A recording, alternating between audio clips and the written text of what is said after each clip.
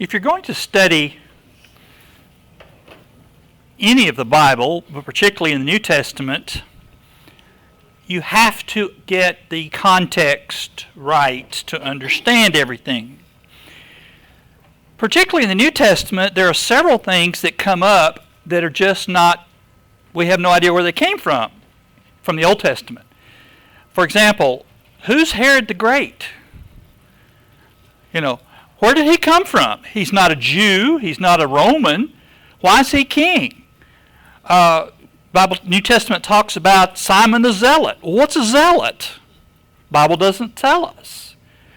And there's all kinds of things like this, particularly in the New Testament, that just suddenly appear, and there's no explanation of where they came from. So we need to study the period of history just prior to the New Testament so we can understand these things and what's going on and why are the Romans there and what's their deal and why did Herod the Great want all the babies dead? Why did he want to kill all the boy babies? Why? Well, to understand the New Testament, we've got to understand a little bit of the historical background. So for the last couple of weeks, we've been looking at some of the historical background, particularly the period between the Testaments. There's about 400 years from the end of Malachi to the beginning of Matthew. Well, a lot of things went on in that 400 years. And we need to have a little bit of background in this area to understand what's going on in the New Testament. So I'm going to back up just a hair, give us a quick brief overview so we can get a grasp on what's happening. Basically, we need to go back to 722 BC. In 722, the Assyrians ruled the world. And the Assyrians, what's the capital of Assyria? Anybody know?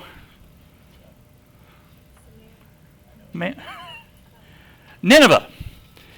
And so the Assyrians ruled the world. And the Assyrians, for decades, had been attacking into the northern kingdom of Israel. Israel was divided at this point into two kingdoms.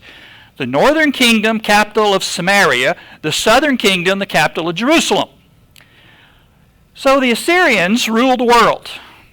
And the Assyrians were the cruelest, meanest people in history. I mean, the stories about their cruelty is legendary. And they had attacked into the northern kingdom multiple times, carried off slaves, burned towns, robbed, looted. And so when God told a prophet from the northern kingdom to go to Assyria and preach against Nineveh, what was his response? Go ahead, destroy them. God said, I'm going to destroy Nineveh if you don't go preach and convert them. And he says, go ahead. I want them destroyed. They're cruel, mean, vicious people. And so God made him go. You remember that story. Well, finally, in 722, the Assyrians invaded the northern kingdom, and they completely obliterated the country. Now, remember, the northern kingdom had 10 of the 12 tribes. The southern kingdom had 2 of the 12. So for all practical purposes, this was the end of those 10 tribes. They pretty much vanished from history. One of the things the Assyrians did was to bring in conquered peoples from other parts of their empire and settled them in Samaria. Samaria was the capital city of the north. They brought in all these foreigners, settled them in with the remaining Jews. Some Jews were carried off into the other parts of the empire. This was a traditional way that the Assyrians dealt with peoples they conquered. And so this is where the Samaritans came from. They had their origin in 722. So by the time of Christ, the Samaritans were peoples who had intermarried the Jews who lived in Samaria and all the folks that had been brought in. And so by the time of Christ, they were considered to be half-breeds by the Jews in the south. So that's one of the reasons there was a lot of animosity between the races. And then we talked about last week several other reasons. And then in 612, the Babylonians destroyed Nineveh. God finally had enough of Nineveh, and God sent the Babylonians in. They destroyed Nineveh, and the Babylonians replaced the Assyrian Empire as the power in the world. The Babylonians ruled the known world. In 605, the Babylonians moved into the southern kingdom. And they put it under their control. They did not destroy it, but they basically said, we're taking over, and you have to pay tribute to us. Well, the southern kingdom, they also carried off several of the young people in Israel, in the southern kingdom. Daniel, Shadrach, Meshach, Abednego, and several others were carried off to Babylon to be trained as court officials and to be trained as representatives of the Babylonian Empire, and then would be sent back to their home countries. And so a lot of the what do you call the upper class? The nobility, thank you. They carried off several of the nobility and trained them, and Daniel was amongst that group.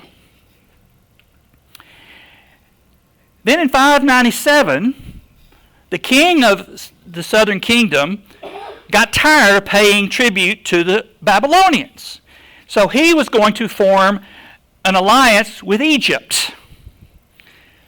Well, the king of Babylon, Nebuchadnezzar, said, no, we're not having that. So he marched his army back into the southern kingdom, besieged the city of Jerusalem, and Jerusalem surrendered without a fight. And the Babylonians says, you're going to pay a heavy tribute to us because you tried to rebel. And so they paid all the money they could gather, and then they stripped the temple. The temple had been made with all these gold and silver platters, and they carried off all the dishes that were used in the worship at the temple, millions of dollars worth of stuff. And then later on, you remember this becomes a problem when the Babylonians try to use that stuff. God punishes them for desecration. At any rate, in 597, there was the second invasion. Oh, by the way, the prophecy said that Israel will go away into captivity for 70 years. That 70 years started in 605. Now, the captivity period didn't actually start for another 20-something years, but this is when because the first Jews had been carried off to Babylon, and that's when the 70 years began. And then in 586, in Daniel chapter 2, the king of Nebuchadnezzar has a dream. And the dream was, there was this giant statue. And the statue had a head of gold, the chest and arms of silver, the legs of bronze, and then the feet of iron and clay, and so forth. And Daniel told him what the meaning of this was. Now, this is interesting because it tells us the future, what's going to happen. Now, at this time in history, Babylon ruled the world, okay? Assyria's already gone. Babylon's in charge. And Daniel says, okay, God is giving you a prophecy of the coming future of the world empires. The Babylonian Empire is the gold head. The Babylonian Empire will be replaced by another empire. Now, we know from history who knocked off the Babylonians. Persians. Persians knocked off the Babylonians. And then he says, and then eventually that empire, the Persian Empire, is going to be replaced by another empire. Who knocked off the Persians? The Greeks. That was under Alexander, okay? And then eventually the Greek Empire would be replaced by one more empire, the Roman Empire. It has got actually two elements of it because it's the legs of iron and the feet of iron and clay. But it's basically the Roman Empire in two different forms. And then he said, in the days of that empire, we know now it's the Roman Empire, a rock would roll off the mountain and it would smash the statue and grow to fill the earth. And which empire is this? The kingdom of Christ. Okay, so that was the prophecy. And then in 586, the Babylonians once again found out that the king of Judah was rebelling against the Babylonian authority. This time Nebuchadnezzar said, I've had enough. He marched the army in there. They obliterated, or they burned all the cities in the south. They surrounded Jerusalem. They besieged it. They finally broke in. They leveled the walls. They destroyed the temple, leveled the temple, slaughtered thousands of Jews in the street. And then they carried off thousands of Jews that were left en masse to Babylon. Now this was different than the Assyrians. Remember, the Assyrians mixed them up with other races. But the Babylonians carried off the Jews en masse to Babylon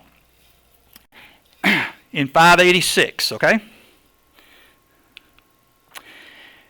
And then in 539, Babylon was destroyed by the Persians. Actually, it was the Medo-Persian Empire, but the Medes really haven't had that much to do with history, so we just call them the Persians.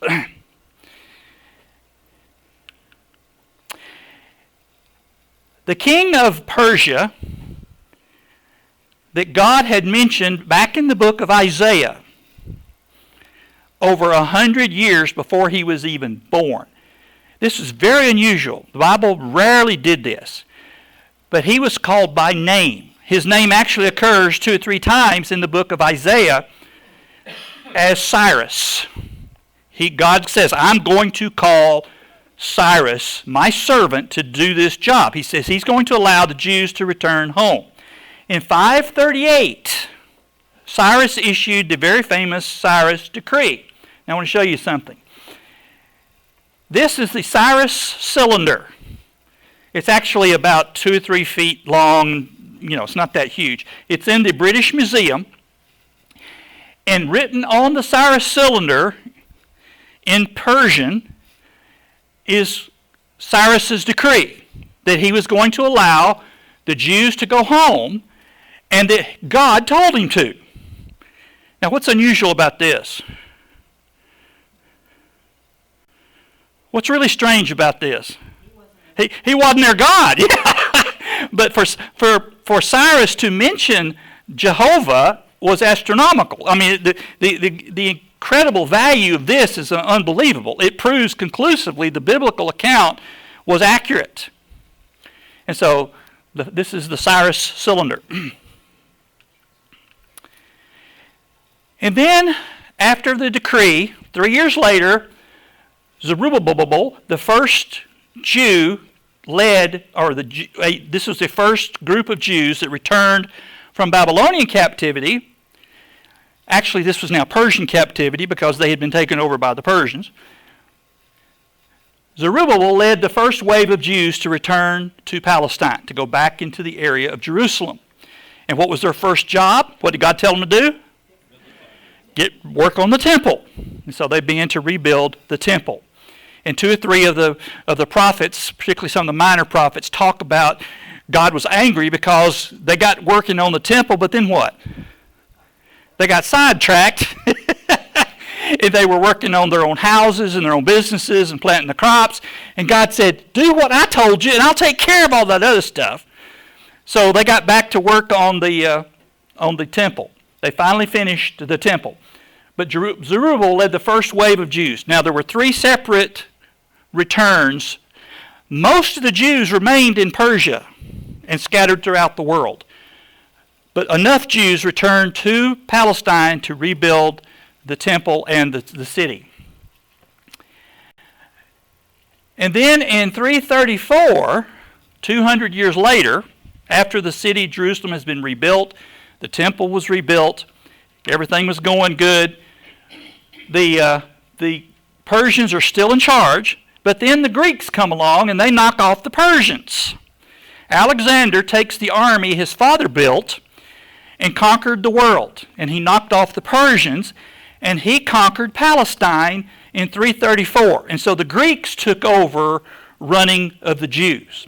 So now how long have the Jews been under somebody's thumb? Since 586, all the Jews have been under either the Babylonians, the Persians, or the Greeks. And so the Jews all this time have been under somebody's foreign domination. Somebody was making them pay tribute or running their show for them. That's why you don't read much about Jewish kings in this period. So in 532, Alexander marched into Palestine and took over. There wasn't much of a fight. The Jews didn't fight him, but they got rid of everybody else that was around. Now, this is where a lot of things started to happen that are recorded in the New Testament that we have no idea where they came from other than from history, because the Old Testament is finished by this time. Remember, the Old Testament was finished about 400 BC. So everything that happens from here on is not recorded until the New Testament starts up. So by the time Christ came along, the Greeks had been in charge for almost 300 years. Now, as I talked about before, Alexander was a big apostle of Hellenism. He believed that the Greek culture, he actually studied at the feet of one of the Greek philosophers, Plato.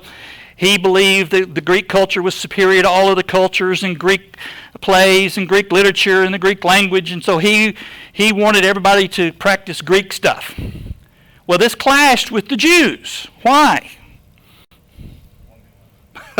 Sir? Yeah, for one thing, the Greeks worshipped a multitude of gods. The Hebrews only worshiped one God, and so that was a real problem. Plus, they didn't like Greek. They wanted to speak Hebrew.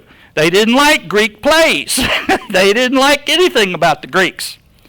And so it was during this period that rose the Pharisees. The Pharisees, the ones that Jesus argued with so much, had their origins back in this period of time when the Greeks took over. Originally, their goal was to oppose Hellenism, to keep the Jewish religion pure, to keep Jewish culture pure.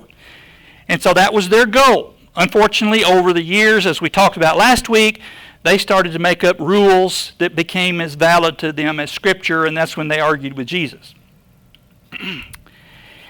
And then in 63 BC, the Roman governor, or the Roman general Pompey, later on became a governor, Pompey entered Palestine with the Roman army, and he knocked out the Greeks. He took over.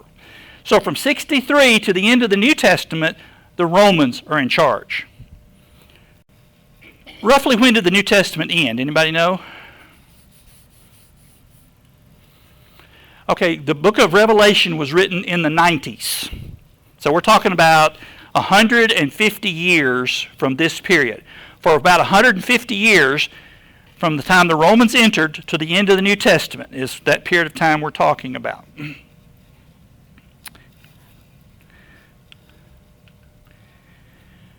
Okay, now let's look at the Roman period, because this had a lot to do with what's going on in the New Testament. Like I said, it started about 63 BC. This is when Pompey entered Palestine and conquered the whole place, and Rome took over. Rome began to govern this region. Now, where did Herod the Great come in? I'm glad you asked. Herod was not a Roman. He's not a Jew. So how in the world did Herod get to be king of the Jews? Because this has a big effect on the biblical story. Herod was actually an Idumean, which in the Old Testament is known as what? Anybody know? I knew 5 minutes ago. Edom. He was an Edomite. Where's Edom? Anybody know? That narrows it down. Edom was a mountain fort. Did anybody see the Raiders of the not the Raiders of the Lost Ark, but the last one, the Last Crusade? Okay, the pictures that they show of that going through the narrow gully, and then they got this big rock wall with the stuff carved. That's an Edomite city. Okay, so the Edomites were enemies of the Israelites and had been forever, and that goes back to the Old Testament, why they hated each other. But Herod was an Edomite. They hated the Jews. The Jews hated them. But Herod and his father managed to get involved with the Roman issues. There was a Roman civil war in the 40s. Herod and his father found out they were on the wrong side of the fight. So what'd they do? As any good politician, you swap sides. And he helped the other side win the battle. And so Antony, of Antony and Cleopatra fame, was the first one to declare him king of the Jews. And so Herod got himself and his father put in charge of the Jewish nation. The Romans didn't really care that much about Palestine. Why? Yeah, there was nothing valuable there. The Romans had all these provinces, particularly in Asia Minor and Northern Europe, and they even went into Great Britain, into Africa. Palestine was the poorest of, there's not much money coming out of Palestine. There's not any gold, there's not any valuables. The people are kind of difficult to get along with. It's a long way from Rome. And so the Romans didn't really care that much. So they appointed Herod to be the king of the Jews. And so Herod ruled from 37 BC to 4 BC. Now you're thinking, that doesn't add up. But according to the calendar that we're using now, Jesus was born in 4 BC. Figure that one out. What happened was the calendar changed. And when the calendar changed, they lost 4 years. So Jesus was born on our modern calendars 4 years before he was born, if that helps. So Jesus was born right at the end of Herod the Great's reign.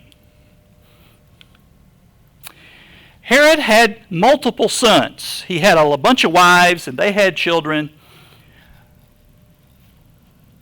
But Herod had a mental problem.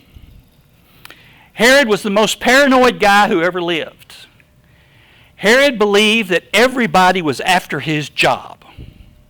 He was scared to death that he was going to be thrown out of office and somebody would replace him.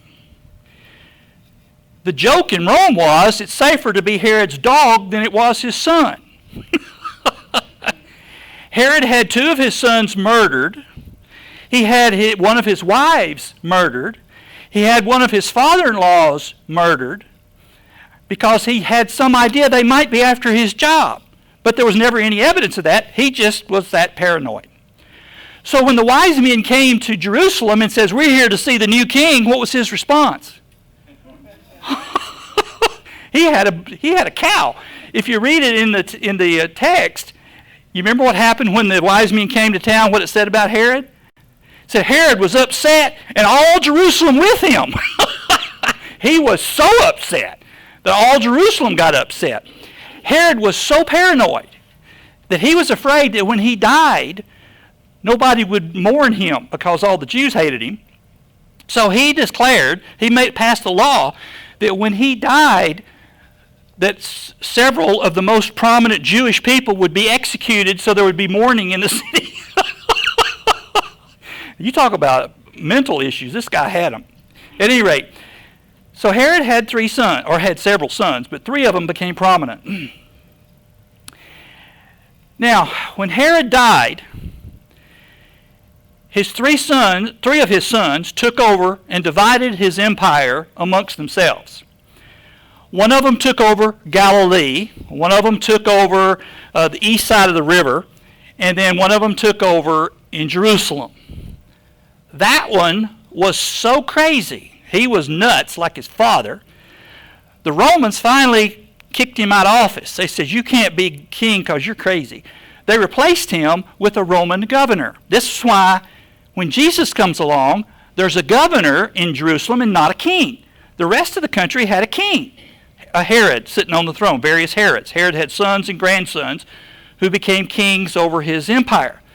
But there was no king in Jerusalem because the Romans had replaced Herod's son with a Roman governor, and they were replaced every 10 years.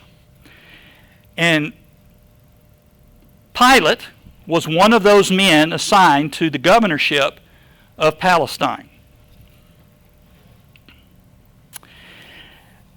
Now, again, it's amazing when you see God's master plan at work. God had planned for over 2,000 years for one singular event. What was that? The coming of the Son, the coming of the Messiah, the coming of the kingdom. And so for 2,000 years, God had been working everything toward this central time in all of history, the most important event, the introduction of God into human history. God left heaven and became human. And one of the things God did to prepare this is he had the Romans conquer the world just prior to Jesus' coming to the earth. History knows this period of time as the Pax Romana. What is that? Peace. The peace of Rome. This is the longest period in all of human history with some of the least numbers of wars. How many wars have we had in this century? How many wars have we had in the last century? We got wars going all over the world. But for this period of time, there was relative peace throughout the Roman Empire. Why did God want that? So the gospel could spread. When you've got wars, what happens at the borders? They close the borders. It's hard for people to travel. But when Christ came along, and then immediately following him, the church was able to spread rapidly because there was no conflicts, and the Romans controlled everything, and you could travel throughout the empire. So it's astounding how God works all this out. And then shortly after the church spread throughout the world, then we get the wars going again. Another thing that the Romans did was they built the best roads in the world. Some of their roads are still in use that were built 2,000 years ago. How many of our roads last 2,000 years? There's not a street in Edmond that's not under construction right now. This is one of the Roman roads that's still extant today. I mean, they built these roads for rapid transit throughout the empire. The Romans could send troops wherever they needed to quickly. Trade was fast. The Romans were a big trading empire, a big business empire. Here's another example of a Roman road still being used today. And another one, I mean, they built to last. 2,000 years these roads have been in use. All right, there's some additional factors that appear in the New Testament that don't tell us where they came from. Who are the Zealots? Well, there were several sects, S-E-C-T-S, of the Jews. Sects of the Jews. There were the Pharisees. They were the religious leaders of the synagogue. They were the basic teachers of people. They were the leaders of the common folk. They believed in the Old Testament, and then they had what they called the traditions of the fathers, all the rules they had added in. Then there were the Sadducees. The Sadducees were not that particularly religious. They were the wealthy ruling class of Israel. They were the ones who ran the country, basically. The high priest was a Sadducee. They did not believe in the Old Testament. They did not believe in life after death. They didn't believe in angels, which is funny for the high priest to believe in this, not believe in these things. But it was more of a business position. It was more political. The Sadducees were the political power of the nation. The Pharisees were the religious leaders. The Sadducees were the political leaders. The Pharisees hated Jesus because they thought he was challenging the traditions of the fathers and the scriptures. And Jesus said, I'm going to destroy the temple. And what'd they hear? You're going to destroy the temple and rebuild it in 3 days? You're crazy. And they thought Jesus was going to teach people that the law of Moses was no longer valid because he kept changing the rules. But it wasn't the scriptures' rules he was changing. He kept changing their rules. And they didn't like that. The Sadducees, remember, were the political leaders. They were scared to death Jesus was going to lead a rebellion against Rome. They were afraid he was going to get up on the Mount of Olives and say, I am the Messiah, and I'm going to lead a war against the Romans. This had already happened before Jesus. Another guy had tried that. And what did the Romans do? They marched in and slaughtered the whole crowd. Well, the Sadducees, the high priest and his crowd, were scared to death. Jesus was going to pull the same thing. But Jesus was so popular, they were afraid thousands of Jews would join him, and then the Romans would walk in and just wipe everything out. And guess what would happen to their jobs? They'd be gone. So they wanted Jesus dead real bad. They didn't like him at all. They were afraid he was going to attack their pocketbook. There was another sect of the Jews called the Zealots. When the Romans took over, several of the Jews, more militaristic types, more nationalist types, they thought, we've got to take action ourselves. And so they were a paramilitary group. They were kind of like the, what's the group of folks living out in Utah and the militias, yeah. These were kind of like the militias of the day. And they opposed the Romans, and they thought, we will oppose them and fight them every way we can, paramilitary-wise. Unfortunately, what usually happens to groups like that? They become radicalized, they became criminals, and over the centuries they became criminals, they became thieves, they became murderers. They were kind of like the mob. They were gangs. And they were called telestai in the New Testament. And so when Pilate wanted to get Jesus off, he offered the crowd, he says, now I've got one of these zealots in the prison. He's a murderer. And he thought, well, the crowd wouldn't dare pick the murderer. I mean, they'd rather let Jesus go than let a convicted killer and a terrorist loose. But what'd the crowd say? No, we want Jesus dead. We want Jesus, let the murderer go. And Pilate was shocked. Simon, one of the Jesus' apostles, was a zealot. He came out of this bunch. The two guys that were put on the cross with Jesus were both zealots. They were murderers, thieves, robbers, terrorists. So that's who the zealots were. There weren't that many of them, but they were considered, dangerous people. Then there were the Essenes. You'll read about them also in the New Testament. The Essenes were a separate group of Jews that believed the way to holiness is to separate yourself from society. You get away from everybody else and you practice your own brand of religion. We have people like that today. What do we call them? Monks. Sir? Monks. Amish. Things like that. Those are separatists. Those are people that think we can't be holy and live around everybody else. We've got to get off in our own little communities. And so that's what the Essenes did. There was even an Essene quarter in Jerusalem. When you read through Scripture, you'll read about that. The most famous Essene community was where the Dead Sea Scrolls were found. Now, the Essenes believed very strongly in the Old Testament Scriptures, and they thought it was one of their jobs is to copy the Scriptures and to keep them accurate. And so they copied all these Scriptures, and they lived at Qumran. It's a little seaside, it's a little village on the side of the Dead Sea. I've been there. And the Essenes copied Scriptures for decades and centuries.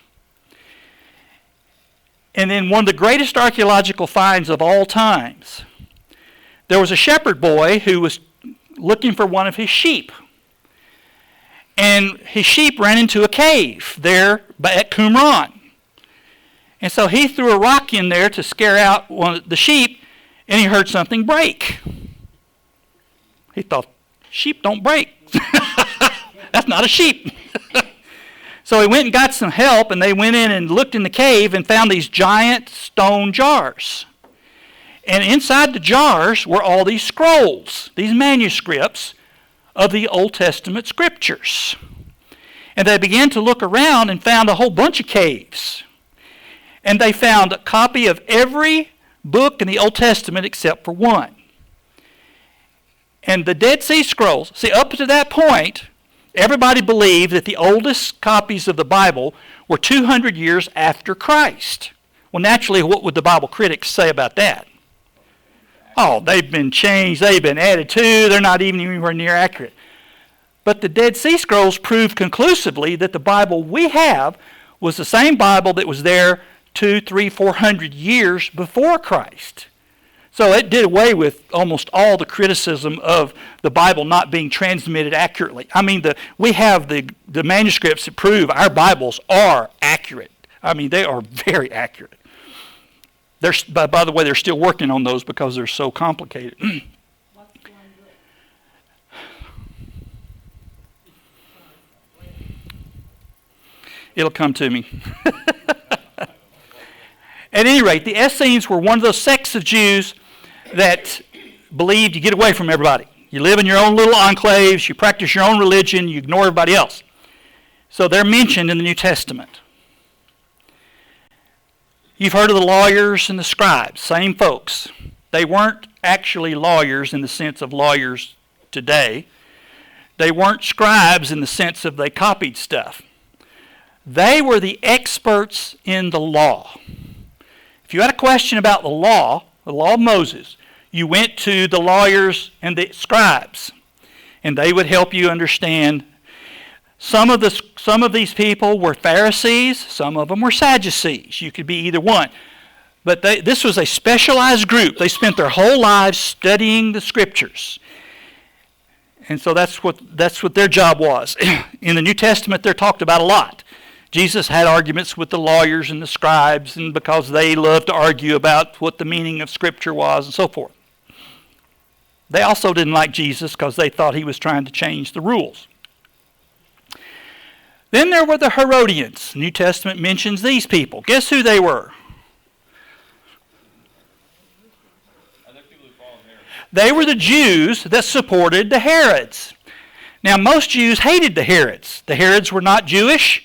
They represented Rome. Herod was kind of mean and cruel and vicious, and he was high tax. Now, Herod was great at building stuff. He even started rebuilding the temple. The temple had fallen into disrepair. But the Herodians were the Jews that supported the Herod family. Naturally, most Jews didn't think too highly of them. They thought they were kind of traitors to the folks. And then there were the tax collectors. Tax collectors have always been loved anyway. But the way the Romans handled tax collection helps us to understand some of the things in the New Testament. What the Romans did is they would divide the nation into tax zones. For example, they would say, okay, Jerusalem is one tax zone. Whoever can bid the most gets the zone. So if you were a Jew, you would say, okay, if you let me have the tax rights to Jerusalem, I'll collect 10,000 talents of silver a year. If nobody else outbids you, you were the tax collector for Jerusalem. And then you would go out and you would hire other guys to collect taxes for you. And they would do the same thing. They would say, okay, I can get 100 denarii of gold from the dock area. I can get 100 denarii of gold from the camel caravans coming in. Another guy would say, I can get 100 gold from the businesses down on Main Street. And then you collect your taxes if you were the tax collector, and you would give that much to the guy over you, who eventually would give it to Rome. How did you make your money? You would charge extra. If the guy over Jerusalem says, okay, I've got to get 1,000 talents of gold, if he could collect 1,000 or 11,000, then he could make the profit. What's the natural tendency? Collect all you can. And so the tax collectors became dishonest, believe it or not. They would overtax people. And it's hard to fight them. Why? Because they were backed by Rome. If you didn't pay your taxes, even if it was more than you're supposed to pay, they sent the troops in, put you in jail. They put you in jail in those days until you could pay your bills, which is kind of silly, because how are you going to pay your bills if you're sitting in jail? They often sold people. If you couldn't pay your taxes, they sold you. And then they took the money, paid your taxes. So most of the tax collectors were crooks. Most of the tax collectors overcollected. And then the Jews didn't like them anyway because they looked at them as traitors. They were working for the Romans. And so Jesus had a zealot and a tax collector with his guys. So they hated each other. Did Rome write the tax code, or did the tax collector write the tax code for his area, or where did Well, the Romans just said, you got to collect X amount of dollars. You do it like you want. So then they rewrite the tax code. The tax collector would say, okay, for Jerusalem, here's the rules. If you bring in so much money, you got to pay a certain percent. But Rome didn't care as long as they got their set amount. And unfortunately, you'll have to wait till next week to find out the rest of this story. the book of Esther? Esther, that's it. The book of Esther is the one that's not in the Dead Sea Scrolls.